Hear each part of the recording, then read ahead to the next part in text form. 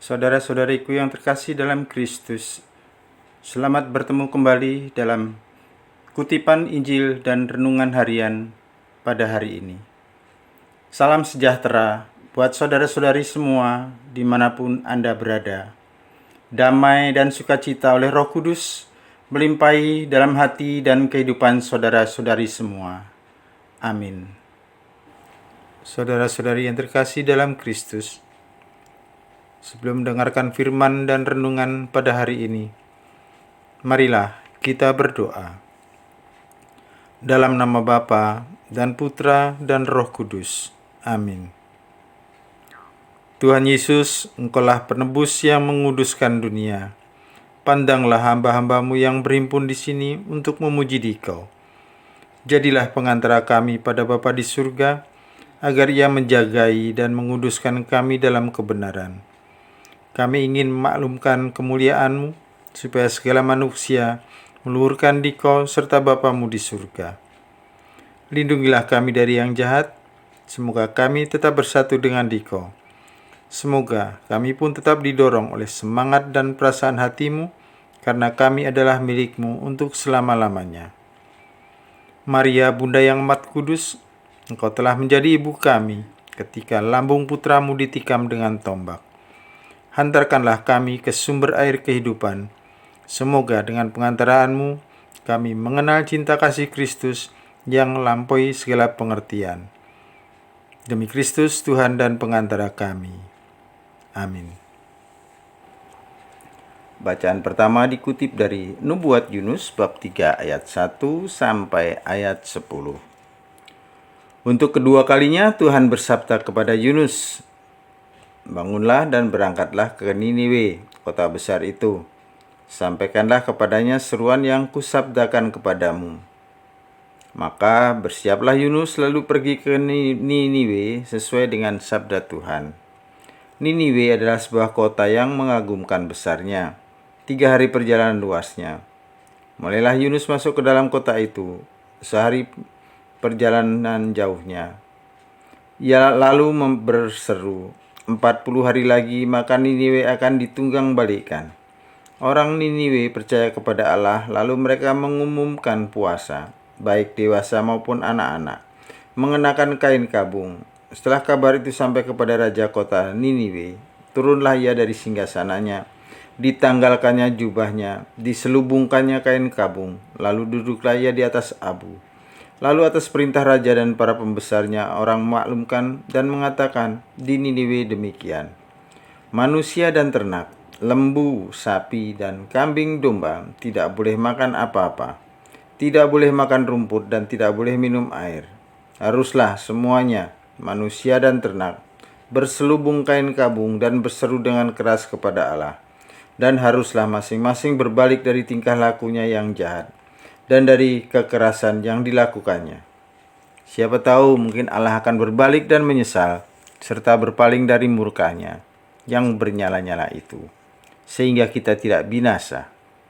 Ketika Allah melihat perbuatan mereka itu, yakni bagaimana mereka berbalik dari tingkah lakunya yang jahat, maka menyesallah Allah atas malapetaka yang telah dirancangkannya terhadap mereka, dan ia pun tidak jadi melakukannya.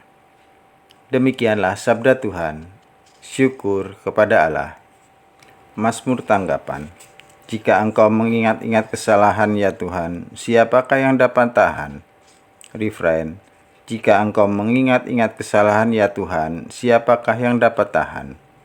Dari jurang yang dalam aku berseru kepadamu ya Tuhan. Tuhan, dengarkanlah suaraku. Biarlah telingamu menaruh perhatian kepada suara permohonanku. Refrain. Jika engkau mengingat-ingat kesalahan ya Tuhan, siapakah yang dapat bertahan? Jika engkau mengingat-ingat kesalahan ya Tuhan, siapakah yang dapat tahan? Tetapi padamu ada pengampunan, supaya engkau ditakuti orang. Refrain. Jika engkau mengingat-ingat kesalahan ya Tuhan, siapakah yang dapat tahan? Berharaplah kepada Tuhan, hai Israel, sebab ada Tuhan ada kasih setia. Dan ia banyak sekali mengadakan mujizat, pembebasan. Dialah yang akan membebaskan Israel dari segala kesalahannya. Refrain. Jika engkau mengingat-ingat kesalahan ya Tuhan, siapakah yang dapat tahan? Haleluya, haleluya. Berbahagialah yang mendengarkan sabda Tuhan dan melaksanakannya. Haleluya, haleluya. Semoga Tuhan beserta kita, sekarang dan selama-lamanya. Inilah Injil suci menurut Lukas, bab 10 ayat 38 sampai ayat 42. Dimuliakanlah Tuhan. Dalam perjalanan ke Yerusalem, Yesus dan murid-muridnya tiba di sebuah kampung. Seorang wanita bernama Marta menerima dia di rumahnya. Wanita itu mempunyai seorang saudara yang bernama Maria. Maria itu duduk di dekat kaki Tuhan dan terus mendengarkan sabdanya. Tetapi Marta sangat sibuk melayani. Ia mendekati Yesus dan berkata, "Tuhan, tidakkah Tuhan peduli bahwa saudariku membiarkan aku melayani seorang diri? Suruhlah dia membantu aku." Tetapi Yesus menjawabnya, "Marta, Marta, engkau khawatir dan menyusahkan diri dengan banyak perkara. Padahal hanya satu saja yang perlu. Maria telah memilih bagian yang terbaik yang tidak akan diambil daripadanya." Demikianlah sabda Tuhan. Terpujilah Kristus. Saudara-saudari yang terkasih, sibuk dan cemas adalah dua ciri perilaku yang begitu dominan melanda kehidupan manusia saat ini. Dan yang aneh, sibuk, tidak punya waktu, dan sejenisnya justru menjadi kebanggaan manusia masa kini. Padahal dampak dari kesibukan yang berlebihan seringkali hanya berujung dengan kecemasan, kegelisahan, dan kekosongan. Memang banyak hal yang perlu diurus dalam hidup ini.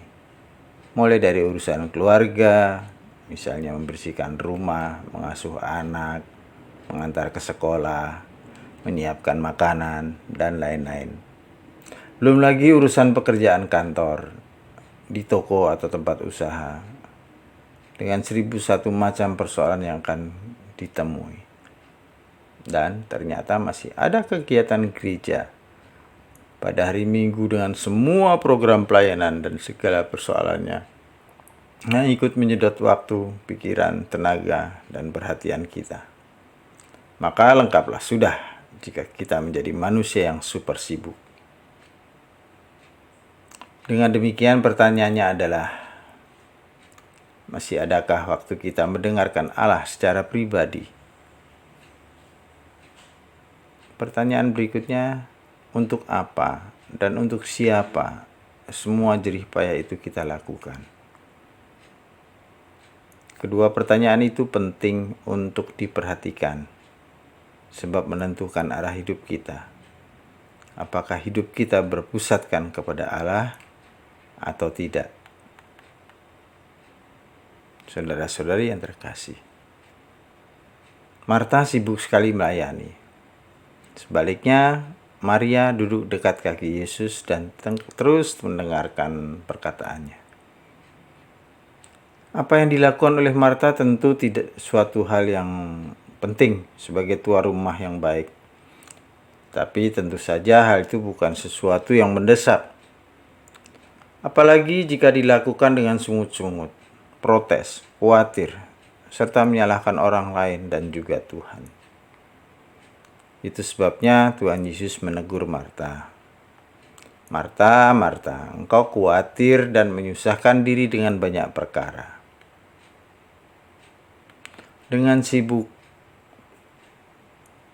dengan segala kesibukannya, kita selama ini, baik dalam urusan keluarga, pekerjaan, maupun pelayanan, mungkin kita merasa sudah menyenangkan hati Tuhan. Tapi tunggu dulu. Jangan-jangan dalam pandangan Tuhan kita hanyalah seperti Marta yang khawatir dan menyusahkan diri dengan banyak perkara. Bukan berarti Tuhan mengecilkan apa yang dilakukan Marta. Itu baik dan penting. Tetapi hanya satu yang perlu dan mendesak dari semua kesibukan yang baik itu, yaitu duduk di kaki Tuhan dan mendengarkan Dia. Perkara yang lain boleh saja kita lakukan, tetapi hanya satu yang Tuhan rindukan untuk didahulukan, yaitu kita punya waktu untuk menyapa dan mendengarkan Dia dalam kehadirannya. Sebab semua prestasi kita dan kesibukan kita sesungguhnya tanpa Tuhan hanya kekosongan serta kehampaan yang akan kita tuai. Seperti halnya Marta yang hanya merasa cemas, Yesus menginginkan kita untuk duduk tenang seperti Maria, menyingkirkan semua kepentingan lain, memperlambat waktu kita, menemukan Dia dalam kehadiran hidup kita. Dari sanalah kita akan menemukan kekuatan dan arah hidup yang benar dalam menghadapi hiruk pikuk dan pergulutan dunia ini. Sehingga nama Tuhan dipermuliakan melalui segenap kehidupan kita. Jika tidak demikian, yakinlah bahwa doa-doa kita pun sering kali diwarnai dengan kegelisahan, ketergesaan, dan instan. Maria menjadi contoh yang baik bagi kita untuk mengutamakan Tuhan lebih dari yang lain. Firman Tuhan berkata, "Jika engkau makan, atau jika engkau minum, atau jika engkau melakukan sesuatu yang lain, lakukanlah semua itu untuk kemuliaan Allah." Dalam hal yang sehari-hari dan tampak sepele pun, kita harus menjadikan Tuhan sebagai pusat dan prioritas. Mengapa? Karena Dialah yang menciptakan kita dan yang telah menebus kita, sehingga kita hidup bukan untuk diri sendiri, tetapi untuk Dia yang telah mati dan bangkit bagi kita. Kemuliaan kepada Bapa dan Putra dan Roh Kudus, seperti pada permulaan, sekarang, selalu, dan sepanjang segala abad. Amin. Tetap semangat, sehat dan bahagia selalu. Berkah dalam Tuhan memberkati. Amin. Bapa kami yang ada di surga, dimuliakanlah namamu, datanglah kerajaan-Mu, jadilah kehendak-Mu di atas bumi seperti di dalam surga. Berilah kami rejeki pada hari ini, dan ampunilah kesalahan kami, seperti kami pun mengampuni yang bersalah kepada kami. Dan janganlah masukkan kami ke dalam percobaan, tetapi bebaskanlah kami dari yang jahat. Amin. Dalam nama Bapa dan Putra dan Roh Kudus. Amin.